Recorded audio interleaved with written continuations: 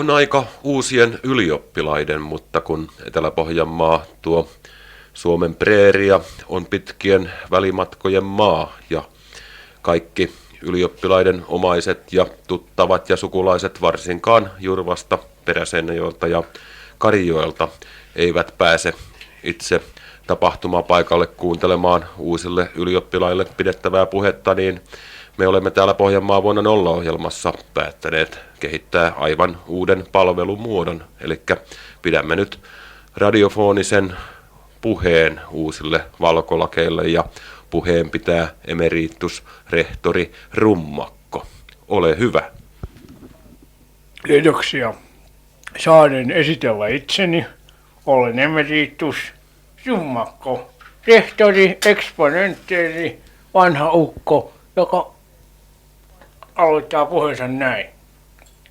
Hyvät ylioppilaat, teillä on nyt tänä päivänä satanut lunta Paskahuusin katolle. Eli suomeksi sanottuna teistä on tullut ylioppilaita, bästa studerande, sanoi jo vanha maisteri aikoinaan minullekin, kun olin sellainen 1,60 m knysä, tukki töillä, keksi hampaissa, tukki töissä, hankin kesäloman rahoitusta, koska kovalla työllä oli hankittava se, mitä oli hankittava, eli elanto. Mutta te olette nyt elämänne vedenjakajalla, ja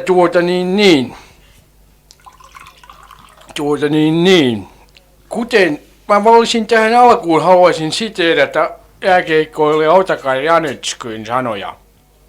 Trytspoinina, kepa. Eli pää pystyy viiksi vallut. Kyllä tästä vielä kassi tehdään. Ja tää on urheilutermi, mutta se tarkoittaa sitä, että teidän elämänne suurin kassi on vielä edessäpäin. Se voi olla teku, se voi olla kauppaapisto, mutta jollekin se voi olla oja. Koska jos on lupenturin tyyppi tai vieheimpi, niin ojalle vain, ei mitään. Koska ojalle pitää mennä ja sen mä haluan kanssa sanoa, että ennen kuin miettä ojalle, niin käykää saatana. Ottakaa liput saatana Finnhansahan ja menkää Hampuriin reeperipaanille sinne saatana. Siellä voi rakastaa, tarkoitan ja nauttikaa elämästä. Te olette tämän ansainnut. Minä kehotan, älkää syökö huumausaineen, mutta minä kohotan. Minä kohotan 3 kertaisen hei huudon nyt teille kevään riemurinnat, valkolakit, lumet Paskahuusin katolla pitäjät, nuoret, töppääset, farkkuhousuiset, homeltajat. Hei, eläköön. Ollos tervehditty sinä pieni paskiainen siellä lätsä päässä. Minäkin olen Lutti mies, koska mä olen... Ei perkele, tämä on väärä paperi. Hetkinen. Joo. Lisäksi haluaisin vielä kehottaa teitä, että jos menette R:lle tänä iltana viemään lottoja, niin turha toivoa siitä mitään, koska te olette yhden lottovoiton saanut. Nimittäin se on niin kuin lottovoitto, jos Suomessa syntyy ylioppilaaksi.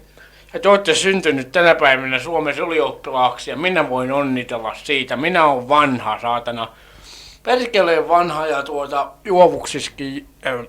No niin, tehän olette tänään juovuksissa ja olkaa varovaisia. Minä kiitän teitä, Simo, Lauri, Petteri, Anna-Stiina, eritoten Luhurin Anna-Stiina. Pitäkää lippu korkealla ja peppu kuivana. Sano ja jökälle täältä vaan, hei, mulla muuta, kiitos. Kunnioittakaa sitä lakkia, syleilkää sitä aamulla kun heräätte, ellei se ole hyrjössä.